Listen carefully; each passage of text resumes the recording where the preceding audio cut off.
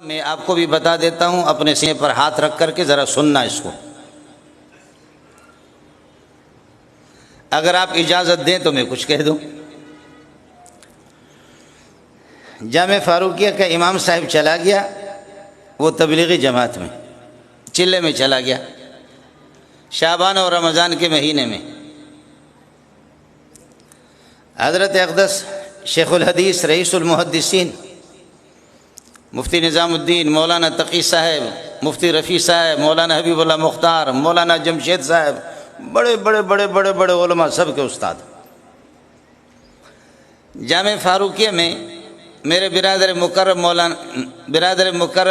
محمد امین مینگل کو بھی اس کا علم نہ ہو، جو میرے بہت قریبی عزیز ہیں، لیکن آج اس کو بھی بتا دیتا ہوں۔ بعض راز ہمارے آؤٹ ہو جاتے کبھی نہ کبھی۔ جامع فاروقیہ میں اعلان لگا کہ امام کی ضرورت ہے ہمیں۔ امام ہو، آواز اچھی ہو اور اذان بھی دیتا ہو، مؤذن بھی بنے اور امام بھی بنے۔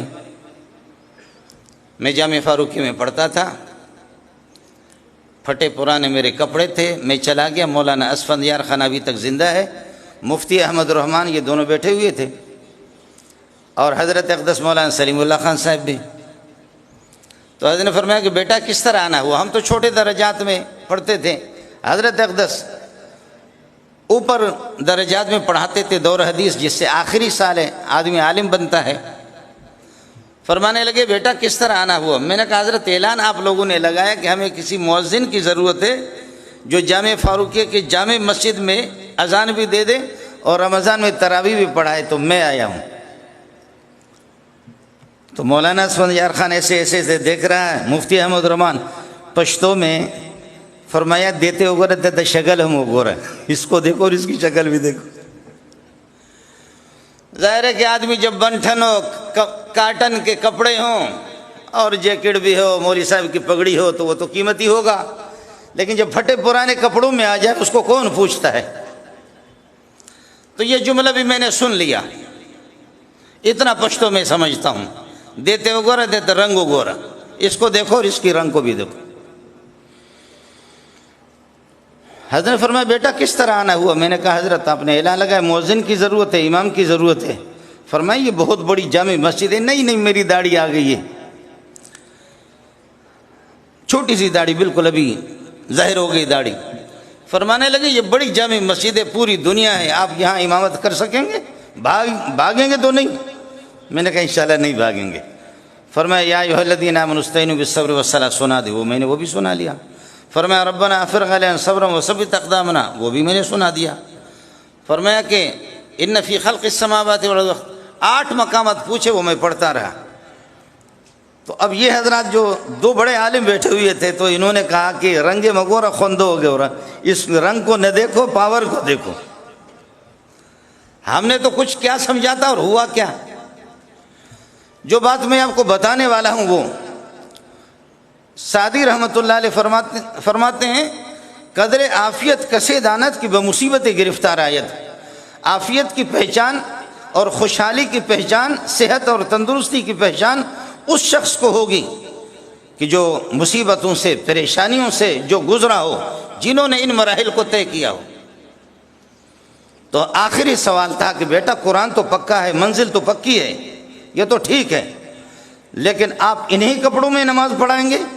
اس کا جواب میرے پاس نہیں تھا، چونکہ میں یتیم تھا۔ فرمایا کہ آپ انہی کپڑوں میں نماز پڑھائیں گے؟ یہ شیخ الحدیث کے بھی ذہن میں نہیں تھا، اسفندیار خان کے بھی ذہن میں نہیں تھا۔ اور پٹھان کہتے کہ داساد ہم تیر شے، یہ گھڑیاں بھی گزر جاتی ہے، یہ گھڑیاں بھی گزر جاتی ہے۔ میں عرض کر رہا تھا، واپس اپنے قصے کی طرف آ رہا ہوں، تو حضرت نے فرمایا یتیمی جنہوں نے دیکھا ان کو پتہ ہے۔ کہنے لگے بیٹا انہی کپڑوں میں امامت کریں گے؟ میرے پاس جواب نہیں تھا۔ فرمایا انہی کپڑوں میں امامت کریں گے؟ میرے پاس جواب نہیں تھا۔ پھر تیسری مرتبہ فرمایا کہ انہی کپڑوں میں امامت کریں گے؟ تو میرے آنسو آ گئے۔ فرمایا بیٹا آپ چلے جائیں، بیٹا آپ چلے جائیں، ٹھیک ہے، ہو گیا سارا۔ پھر سلیم اللہ خان نے، آج سلیم اللہ اس کی قبر پر کروڑوں رحمتیں برسیں، آج وہ چلا گیا، لیکن شاید کسی کو ان کے شاگردوں میں سے بھی کسی کو علم نہ ہو، انہوں نے میرے لیے کپڑے بھی بنوا دیے اور مجھے امام بھی لگوایا۔ پھر ان کا جیسے اپنا انداز تھا، تو انداز ایک دفعہ سبق پڑھاتے پڑھاتے، یہی پاکستان میں جتنے بھی اتنے بڑے مولوی آپ کو نظر آ رہے ہیں، کوئی بھی ایسا نہیں، سب ان کے شاگرد ہیں۔